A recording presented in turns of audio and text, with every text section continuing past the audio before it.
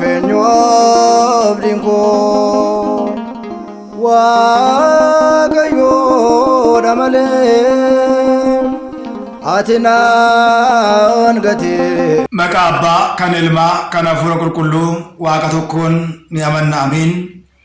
Kabajamootaa fi jaallatamootaa maatiiwwan Waaqayyoon kan jaalattan Waaqayyo isiniin kan jaalatu hundumti keessan akkam jirtu akkam yoo nageessanii akkamiin turtanii guyyaa har'aatiin kan nu ga'e Waaqni keenya galanni ulfini teessoo isaa Aariyaam irratti isaaf haa ta'u jecha samoona kana sooshaal miidiyaa irratti waan tokko argaadha kan jirru. Buleettiin keenya tokko aaddee Zarfee Kabbadee gara tawaahidootti deebitee gaabbaa jirti kan jedhu sagalee waliitiin kan deeggarame sooshaal miidiyaa irratti namoonni tokko yommuu gadhiisan dhaga'eetan waan tokko jechuudhaaf karaa toora yuutuubii kanaa dhufe na of galchaa jechuun barbaada.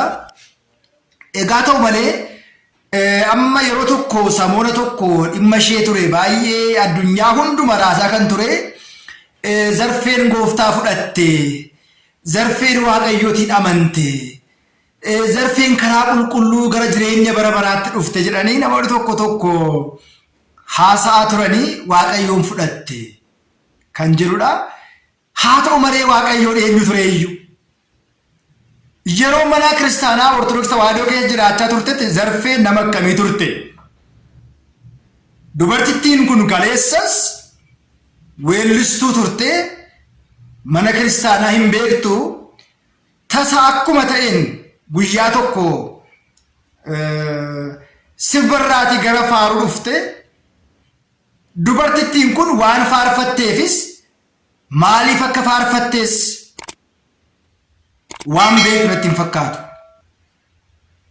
Kaleessas maqaa Ortodoksii Tawaahidoo jedhuutiin Zarfeen weellistuu yookiin immoo daankaraa biyya lafaa keessa turte malee mana kiristaanaa keessa hin turre. Inni lammaffaan immoo Zarfeen gaafa baatu waltajjii mana kiristaanaa irra haa dhaabbattu iyyuu malee haa tajaajiltu iyyuu malee Zarfeen ammam baratteetti ammam hubatteetti kun baay'ee yaada hedduu kaasuu danda'a. Amma immoo samoona kana boo'aa jirti, gara waaqayyootti hin deebi'e, gara tawaahidootti hin deebi'e. Namoonni gara mana kiristaanaa keessaa ba'anii mana kiristaanaa xureessaa turanii kabaja mana kiristaanaa dhowwaa turanii har'a deebi'eera gaafa jedhan warra akkasii kana amanuun baay'ee ulfaata.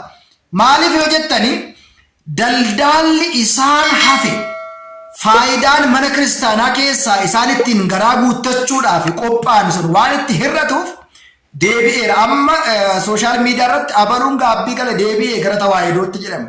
Faarfata abaluu warra jedhamu daankaraa isaanii barumsa shakkii isaanii manaafiqummaa isaanii qabatanii deebi'uu kan barbaadan ni jiru waan ta'eedhaaf warra deebi'an jedhamees argaa jirra. Faaruu isaan baasaa jiran warra isaan faarfatan abaluu isiniin jedhu. Itti fufa garuu kadiid wadamaadha akkuma jedhamu. Yoo niitiin kun deebites nama keenya miti, ergaan ishee hafe, faayidaan ishee hafe, daldaalli asitti ishee hafe yoo jiraate isa hojjechuuf yoo ta'e malee warri taaddisoo irraa shakkaarraa deebi'an jedhamee himamu kun gadi fageenyaan qoratamee dhimmi isaa ilaalamuu qaba. Sochii isaan waltajjii irratti mana kiristaanaa keessatti agarsiisaa jiran ammas seera qabeessa waan hin taanedhaaf warra akkasii kana gadi fageenyaatiin manni kiristaanaa hubachuu qabdu. Warreen callisanii jecha tokkoon awudoo tokkoon abaluu deebi'eera, abaluun faarfata, abaluu sabaakii abaluu jedhamu kuni otoo dhaabatee gaarii ta'a.